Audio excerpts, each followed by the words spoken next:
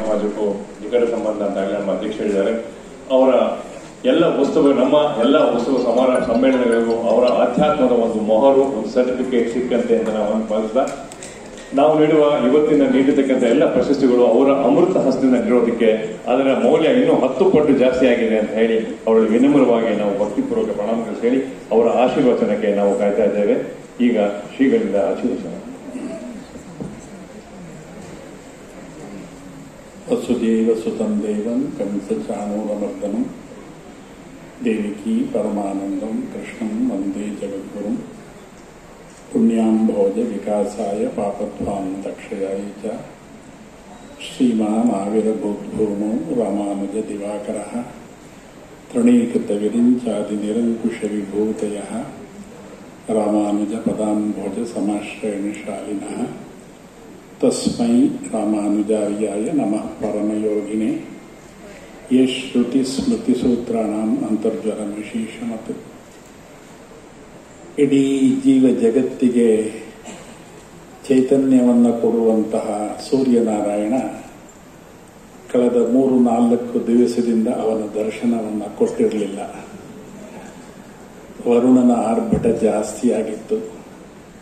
ಎಲ್ಲ ಕಡೆ ಮಳೆ, ಅತಿವೃಷ್ಟಿ. ಇವತ್ತು ಬೆಳಗ್ಗೆನೂ ಮೋಡ ಕವಿದಿತ್ತು. ನಾವು ಈ ಸಭಾಭವನವನ್ನು ಪ್ರವೇಶ ಮಾಡಿದಾಗ ಇಲ್ಲಿ ತುಂಬ ಬೆಳಕಿತ್ತು. ಏನು ಅಂತ ಯೋಚನೆ ಮಾಡಿದೆ. ಇಲ್ಲಿ ಆಸೀನರಾಗಿರುವಂತಹ ಎಲ್ಲ ಕಲಾ ರತ್ನಗಳು, ಸಂಗೀತ ರತ್ನಗಳು, ನಮ್ಮ ಆತ್ಮೀಯ ಕಲಾವಿದರು, ಕಲಾ ರಸಿಕರು, ಇವರ ಬೆಳಕನ್ನು ನೋಡಿ ಮನಸ್ಸಿಗೆ ಆನಂದ ಆಯಿತು. ಇವತ್ತು ಗಾಯನ ಸಮಾಜದ 52ನೇ ಸಂಗೀತ ಸಮ್ಮೇಳನದ ಸಮಾರೋಪ, ವಿದ್ವತ್ ಸಮಾರಂಭ. ಅದರಲ್ಲಿ ನಮ್ಮ ಆತ್ಮೀಯರಾದಂತಹ ವಿದ್ವಾನ್ ಡಿ ಬಾಲಕೃಷ್ಣ ಅವರಿಗೆ ಸಂಗೀತ ಕಲಾರತ್ನ ಪ್ರಶಸ್ತಿಯನ್ನು ಕೊಟ್ಟು ಗೌರವಿಸಿದ್ದಾರೆ. ಅದೇ ರೀತಿ ಮೊಟ್ಟ ಮೊದಲಿಗೆ ಕಲಾಚಾರ್ಯ ಪ್ರಶಸ್ತಿಯನ್ನು ನಮ್ಮ ವಾಸುದೇವರಾಯರಿಗೆ ಕೊಟ್ಟು 4 ಜನ ಹಿರಿಯ ಕಲಾವಿದರನ್ನು ಕಲಾಜ್ಯೋತಿಯಾಗಿ ಮಾಡಿದ್ದಾರೆ. ಈಗಾಗಲೇ ನಮ್ಮ ಕಲಾ ಪ್ರಪಂಚದಲ್ಲಿ, ಕರ್ನಾಟಕ ಸಂಗೀತ ಪ್ರಪಂಚದಲ್ಲಿ ಬೆಳಗುತ್ತಾ ಇರುವಂತಹ ಅನೇಕ ಕಲಾರತ್ನಗಳ ಜೊತೆಗೆ ನಮ್ಮ ಡಿ ಬಾಲಕೃಷ್ಣ ಸಹ ಇವತ್ತು ಬೆಳಗುತ್ತಾರೆ. ಸಂಗೀತ ಅನ್ನುವಂಥದ್ದು ಅದು ಒಂದು ರೀತಿಯ ಅಲೌಕಿಕವಾದಂತಹ ಅನುಭವವನ್ನು ಕೊಡುವಂಥದ್ದು. ಪ್ರತಿಯೊಬ್ಬರಿಗೆ ಪ್ರಶಸ್ತಿ ಬಂದಾಗಲೂ ಅವರು ಹೇಳುವಂಥ ಮಾತು, ಇದು ನನಗೆ ಸೇರುವಂಥದ್ದಲ್ಲ, ನಮ್ಮ ಹಿರಿಯರಿಗೆ ಸೇರಬೇಕಾದ್ದು, ಗುರುಗಳಿಗೆ ಸೇರಬೇಕಾದ್ದು ಅಂತ. ಅದು ನಿಜವಾದಂತಹ ಮಾತು. ಸುಮಾರು 200 ವರ್ಷಗಳ ಹಿಂದೆ ಈಗಿನ ಪರಿಸ್ಥಿತಿ ಇರಲಿಲ್ಲ. ಸಂಗೀತವನ್ನೇ ಕಲಿಯಬೇಕು, ಸಂಗೀತವನ್ನು ಕಲಿಸಬೇಕು ಅನ್ನೋದಕ್ಕೋಸ್ಕರ ಆ ಕಾವೇರಿ ತೀರದ ಪ್ರದೇಶದಲ್ಲಿ ಇದ್ದಂತಹ ಮಾದಿಹಳ್ಳಿ ಅಂತ ಒಂದು ಪುಟ್ಟ ಗ್ರಾಮ. ಅದು ಅಷ್ಟ ಗ್ರಾಮಗಳಲ್ಲಿ ಒಂದು ಗ್ರಾಮ, ಪ್ರಕೃತಿಯ ಮಧ್ಯದಲ್ಲಿ ಇರುವಂತಹ ಗ್ರಾಮ. ಬಾಳೆ ತೋಟ, ಅಡಿಕೆ, ನೀರು ಎಲ್ಲ ಇರುವಂಥದ್ದು. ಅದರಲ್ಲಿ ನಮ್ಮ ಬಾಲಕೃಷ್ಣ ಅವರ ಮುತ್ತಾತ ಇದ್ದರು. ಅವರು ಜನಾರ್ದನ ಅಯ್ಯಂಗಾರ್ ಅಂತ ಅವರ ಹೆಸರು. ಅವರು ಅವರದೇ ಆದಂತಹ ಶೈಲಿಯಲ್ಲಿ ಭಗವಂತನ ಮುಂದೆ ಹಾಡ್ತಾ ಇದ್ರು, ದೇವರ ನಾಮಗಳನ್ನು ಹಾಡ್ತಾ ಇದ್ರು. ಅವರ ಮಗ ವೆಂಕಟೇಶ್ ಅಯ್ಯಂಗಾರ್ ಅವರು, ನಮ್ಮ ಬಾಲಕೃಷ್ಣ ಅವರ ತಾತ, ತುರಸ್ವಾಮಿ ಅಯ್ಯಂಗಾರ್ ಅವರ ತಂದೆ. ಅವರು ಈ ತಾತ ಹಾಡಿದ್ದೆಲ್ಲ ಕೇಳಿಕೊಂಡು ತಾವು ಹಾಡ್ತಾ ಇದ್ರು. ಜನಾರ್ದನಿಗೆ ಅನ್ನಿಸ್ತು, ಇವನಿಗೆ ಸಂಗೀತದಲ್ಲಿ ಅಭಿರುಚಿ ಇದೆ, ಈ ಮಾದಿಹಳ್ಳಿಯಲ್ಲಿದ್ದರೆ ಸಂಗೀತ ಕಲ್ತ್ಕೊಳ್ಳೋಕೆ ಆಗೋದಿಲ್ಲ, ಏನಾದರೂ ಮಾಡಿ ಮೈಸೂರಿಗೆ ಕರ್ಕೊಂಡು ಹೋಗಿ ಮೈಸೂರಿನಲ್ಲಿ ಸಂಗೀತ ಕಲಿಸ್ಬೇಕು ಅಂತ. ನೋಡಿ ಹೇಗಿದೆ ನೋಡಿ. ಇವತ್ತು ಇವರಿಗೆ ಸಂಗೀತ ಕಲಾರತ್ನ ಪ್ರಶಸ್ತಿ ಸಿಕ್ಕಿದರ ಹಿಂದಿನ ತಪಸ್ಸು ಆ ಜನಾರ್ದನ ಅಯ್ಯಂಗಾರಿಂದ ಪ್ರಾರಂಭ ಆಗುತ್ತೆ. ಆ ವೃದ್ಧರು ತಮ್ಮ ಮಗ ಮತ್ತು ಚಿಕ್ಕಪ್ಪ ಇಬ್ಬರನ್ನು ಕರ್ಕೊಂಡು ಮಾದಿಹಳ್ಳಿಯಿಂದ ನಡ್ಕೊಂಡು ಹೋಗ್ತಾರೆ, ಅರಸೀಕೆರೆ ತನಕ ಹೋಗ್ತಾರೆ. ಮಕ್ಕಳಿಗೆ ಹಸಿವು, ನಡೆಯೋಕ್ಕಾಗೋದಿಲ್ಲ, ಆದ್ರೂ ಕರ್ಕೊಂಡು ಹೋಗ್ತಾರೆ. ಅಲ್ಲಿಂದ ಹೇಗೋ ಮಾಡಿ ಗಾಡಿ ಹಿಡಿದು ಮೈಸೂರಿಗೆ ಬಂದು ಮೈಸೂರಿನಲ್ಲಿ ಎಲ್ಲರನ್ನ ಹುಡುಕ್ತಾರೆ ಇವ್ರಿಗೇನಾದ್ರೂ ಮಾಡಿ ಸಂಗೀತ ಎಷ್ಟು ಇರಬೇಕು ನೋಡಿ ಮನಸ್ಸಿನಲ್ಲಿ ಉತ್ಸಾಹ, ಸಂಗೀತವನ್ನು ಕಲಿಸ್ಬೇಕು ಅಂತ. ಅವರಿಗೆ ಇರ್ಲಿಕ್ಕೆ ಜಾಗ ಇಲ್ಲ ಪಾಪ, ಊಟ ಇಲ್ಲ, ಇಬ್ಬರು ಮಕ್ಕಳಿಗೂ ಊಟ ಇಲ್ಲ. ಪರಕಾಲ ಮಠದಲ್ಲಿ ನೆಲೆಸ್ತಾರೆ ಜನಾರ್ದನ ಹೆಂಗಾರ ಇಬ್ಬರನ್ನು ಇಟ್ಕೊಂಡು. ಎಲ್ಲಿ ಹುಡ್ಕೋದು, ಯಾರನ್ನು ಹುಡ್ಕೋದು? ಯಾರೋ ಹೇಳಿದ್ರು ಚಿಕ್ಕಸುಬ್ರಾಯರು ಅಂತ ಇದ್ದಾರೆ, ಒಳ್ಳೆ ವಿದ್ವಾಂಸರು, ಅವ್ರನ್ನ ಹೋಗಿ ಭೇಟಿ ಮಾಡಿ ನಿಮ್ಗೆ ಸಂಗೀತ ಕಲಿಸ್ತಾರೆ ಅಂತ. ಇವರಿಗೆ ಯಾರ್ದು ಪರಿಚಯ ಇಲ್ಲ. ಕೊನೆಗೆ ಅವ್ರ ಮನೆ ಹುಡ್ಕೊಂಡು ಹೋಗ್ತಾರೆ. ಆಗ ಸುಬ್ರಾಯರು ಊಟ ಮಾಡಿ ವಿಶ್ರಾಂತಿ ಮಾಡ್ಕೊಂಡಿರ್ತಾರೆ. ಅಲ್ಲಿವರೆಗೆ ಜನಾರ್ದನ ಹೆಂಗಾರ ಈ ಎರಡು ಮಕ್ಕಳನ್ನ ಇಟ್ಕೊಂಡು ಜಗ್ಲಿಗಲ್ಲಿ ಕೂತಿರ್ತಾರೆ. ಮಧ್ಯಾಹ್ನ 4 ಗಂಟೆಗೆ ಸುಬ್ರಾಯರು ಹೊರಗಡೆ ಬಂದು ಬಾಗಿಲು ತೆಗೆದು ನೋಡ್ತಾರೆ. ಈ ಶ್ರೋತ್ರಿಯರು ಇಬ್ಬರು ಮಕ್ಕಳು ಕೂತಿದ್ದಾರೆ. ಯಾಕೆ ಕಾಯ್ತಾ ಇದ್ದಾರೆ, ಒಳಗೆ ಬನ್ನಿ ಅಂತಾರೆ. ಅವರು ಮಾತು ಹೊರಡೋದಿಲ್ಲ, ಅಳ್ತಾ ಇರ್ತಾರೆ. ಏನಾಗ್ಬೇಕು ಹೇಳಿ, ನನ್ನಿಂದ ಏನಾಗಬೇಕು ಅಂತ ಹಿರಿಯ ಕಲಾವಿದರು ಕೇಳ್ತಾರೆ. ನನ್ನ ಮಗ ಇವನಿಗೆ ಸಂಗೀತದಲ್ಲಿ ತುಂಬಾ ಇಷ್ಟ, ಇವನಿಗೆ ಸಂಗೀತ ಕಲಿಸಿ. ಅಷ್ಟೇ ತಾನೇ, ನಾ ಕಲಿಸ್ತೀನಿ, ನಾಳೆಯಿಂದ ಬಾರ್ಲಿ ಪಟಕೆ ಅಂತ. ಆಮೇಲೆ ಹೇಳ್ತಾರೆ, ನನ್ನ ಹತ್ರ ಗುರುದಕ್ಷಿಣೆ ಕೊಡ್ಲಿಕ್ಕೆ ಏನೂ ಇಲ್ಲ, ಅವನು ಬೇಕಾದ್ರೆ ನಿಮ್ ಸೇವೆ ಮಾಡ್ಕೊಂಡು ಇರ್ತಾನೆ, ಕಳಿಸಿ. ಆಗ ಜನಾರ್ದನ ಹಿಂಗ ಚಿಕ್ಕಸುಬ್ರಾಯರ ಕಾಲು ಹಿಡ್ಕೊಂಡು ಇವನಿಗೆ ಮಾರ್ಗ ತೋರಿಸ್ಬೇಕು, ಇವನೊಬ್ಬನಿಗೆ ಅಲ್ಲ, ನಮ್ಮ ಪರಂಪರೆಯಲ್ಲಿ ಎಲ್ಲರಿಗೂ ಸಂಗೀತ ಬರುವಂತ ಆಶೀರ್ವಾದ ಮಾಡಿ ಅಂತ ಹೇಳ್ತಾರೆ. ಹಾಗೆ ಆಗಲಿ ಅಂತ ಹೇಳ್ತಾರೆ. ಅಂತಹ ಹಿರಿಯ ಕಲಾವಿದರ ಆಶೀರ್ವಾದದ ಫಲ ಇವತ್ತು ನಮ್ಮ ಬಾಲ್ಯಗೆ.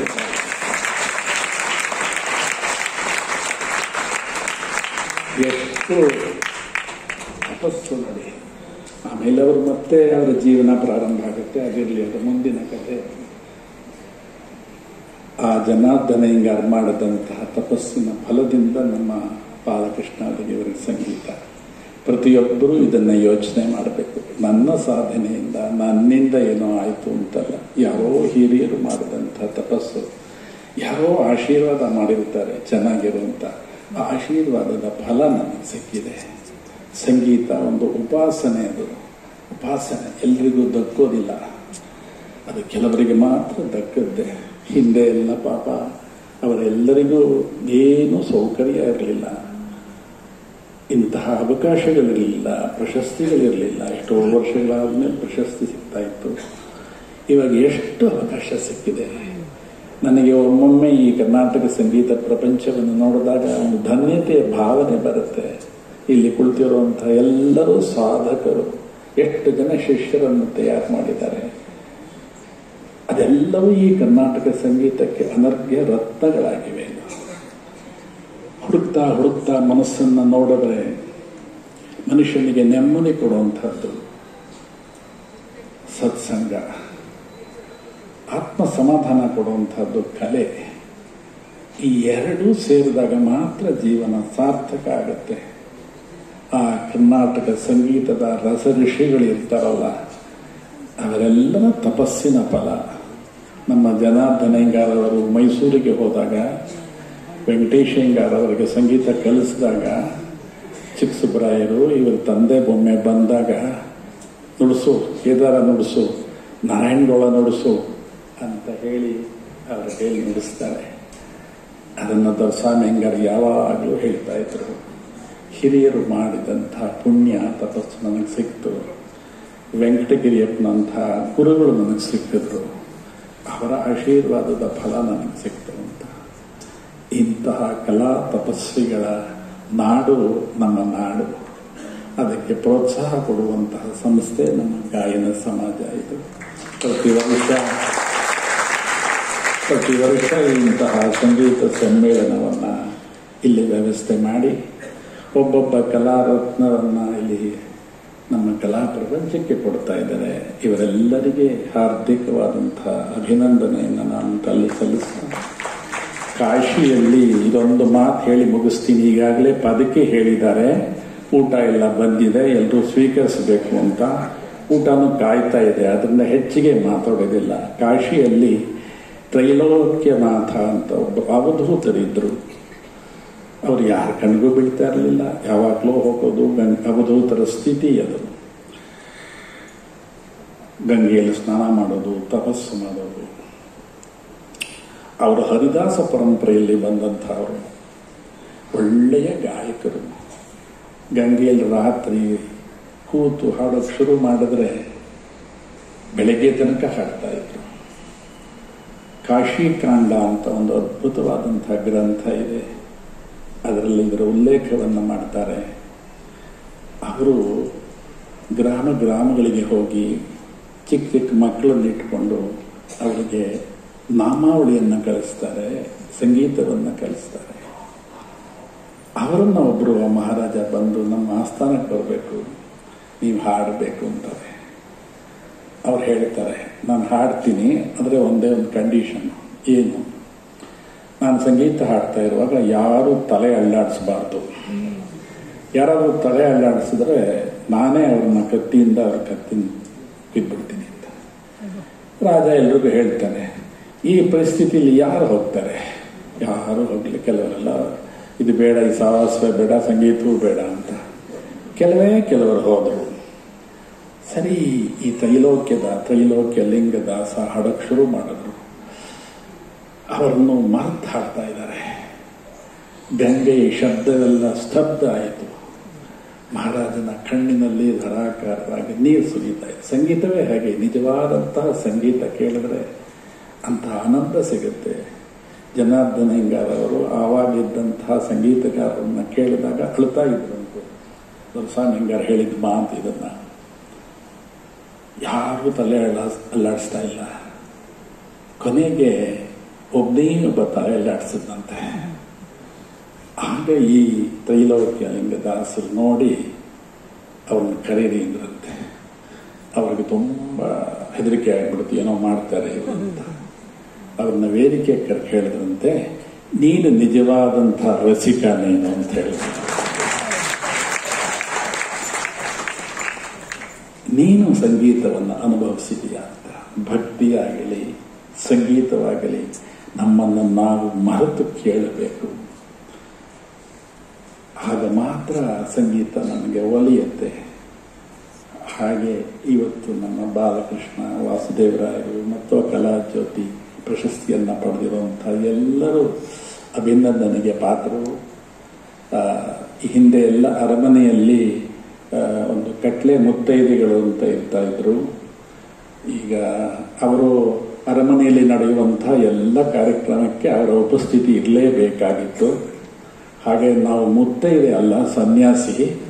ಗಾಯನ ಸಮಾಜದಲ್ಲಿ ನಡೆಯುವಂಥ ಎಲ್ಲ ಕಾರ್ಯಕ್ರಮಗಳಿಗೆ, ಸಂಗೀತ ಕಾರ್ಯಕ್ರಮಗಳಿಗೆ ನಾವೆಲ್ಲ ಬರುವಂಥ ಪದ್ಧತಿಯನ್ನು ಇಟ್ಟುಕೊಂಡಿದ್ದೀನಿ. ಇದನ್ನೇ ಅನುಷ್ಠಾನ ಅಂತೀನಿ, ಇದನ್ನೇ ತಪಸ್ಸು ಅಂತೀನಿ. ಇದರಿಂದಲೇ ಆನಂದವನ್ನು ಪಡೀತೀನಿ. ಇನ್ನು ಮುಂದೆ ನಮ್ಮ ಅನುಷ್ಠಾನ ಶುರುವಾಗುತ್ತೆ. ನನಗೆಲ್ಲ ತುಂಬ ಹೆಮ್ಮೆ ಆಗುತ್ತೆ. ಇವತ್ತು ಅನೇಕ ವರ್ಷಗಳ ಮೇಲೆ ಎಲ್ಲರನ್ನ ಪ್ರತ್ಯಕ್ಷ ನೋಡುವಂತಹ ಒಂದು ಅವಕಾಶ. ಹಿಂದೆ ಎಲ್ಲ ಒಂದು ಪದ್ಧತಿ ಇತ್ತು, 10 ವರ್ಷ 12 ವರ್ಷ ಆದಮೇಲೆ ಯಾವುದಾದ್ರೂ ದೇವಸ್ಥಾನದಲ್ಲಿ ಅವ್ರನ್ನ ಮೊದಲು ಭೇಟಿ ಮಾಡಬೇಕು ಅಂತ. ಇದು ಒಂದು ರೀತಿ ಸಂಗೀತದ ದೇವಸ್ಥಾನ. ಇವತ್ತೆಲ್ಲರನ್ನೂ ನೋಡಿದ್ದೀನಿ. ಎಲ್ಲ ಕಲಾವಿದರಿಗೂ ಅಭಿನಂದಿಸ್ತಾ ನಾನು ಈ ಕರ್ನಾಟಕ ಸಂಗೀತ ಈ ನೆಲದಲ್ಲಿ, ಈ ನಾಡಿನಲ್ಲಿ ನಿರಂತರವಾಗಿ ಪ್ರಹರಿಸಲಿ. ಇದು ನಿಜವಾದಂತಹ ಸಂಸ್ಕೃತಿಯ ದ್ಯೋತಕ. ನಾವು ಮೊನ್ನೆ ಅಯೋಧ್ಯೆಗೆ ಹೋಗಿ ಸ್ವಾಮಿ ರಾಮಾನುಜರ ಅಮೃತಶಿಲಾ ವಿಗ್ರಹದ ಪ್ರತಿಷ್ಠಾಪನೆ ಮಾಡಿ ಬಂದು, ಆ ಸಂದರ್ಭದಲ್ಲಿ ಉತ್ತರ ಪ್ರದೇಶದ ಮುಖ್ಯಮಂತ್ರಿ ಯೋಗಿ ಆದಿತ್ಯನಾಥ್ ಉಪಸ್ಥಿತರಿದ್ದರು. ಅವರು ಒಂದು ಮಾತು ಹೇಳಿದರು, ತುಂಬ ಮಾರ್ಮಿಕವಾದಂತಹ ಮಾತು. ಯಾವಾಗ ನಮ್ಮ ಭಾರತದಲ್ಲಿ ಧರ್ಮ, ಸಂಸ್ಕೃತಿ, ಸಾಹಿತ್ಯದ ಅವನತಿ ಆಗುತ್ತೆ, ಆಗ ವಿದೇಶಿಯರು ಆಕ್ರಮಣ ಮಾಡ್ತಾರೆ ಅಂತ. ಅದಾಗಬಾರದು. ಈ ಸಂಗೀತ ಅನ್ನುವಂಥದ್ದು ಅಂತಹ ಅರ್ಘ್ಯವಾದಂತಹ ವಿದ್ಯೆ. ಅದು ಇಲ್ಲಿ ಬೆಳಗುತ್ತಾ ಇದೆ. ಕರ್ನಾಟಕದಲ್ಲಿ ಬೆಳಗ್ತಾ ಇದೆ, ಬೆಂಗಳೂರಿನಲ್ಲಿ ಬೆಳಗ್ತಾ ಇದೆ. ಇದು ಹೀಗೆ ನಿರಂತರವಾಗಿ ಬೆಳಗಲಿ ಎನ್ನುವಂಥ ಆಶಯದೊಂದಿಗೆ ಗಾಯನ ಸಮಾಜವನ್ನ ಮತ್ತು ಎಲ್ಲ ಪ್ರಶಸ್ತಿ ವಿಜೇತರನ್ನ, ಜೊತೆಗೆ ಇಲ್ಲಿ ನೆರೆದಿರುವಂತಹ ಎಲ್ಲ ನನ್ನ ಆತ್ಮೀಯ ಹಿರಿಯ ಕಲಾವಿದರೆಲ್ಲರನ್ನ, ರಸಿಕರನ್ನ, ಹಿರಿಯರನ್ನ ಅಭಿನಂದಿಸ್ತಾ ಲೋಕ ಸಮಸ್ತ ಸುಖಿನೋ ಭವಂತು ಶ್ರೀಮತೆ ರಾಮಾನುಜಾಯ.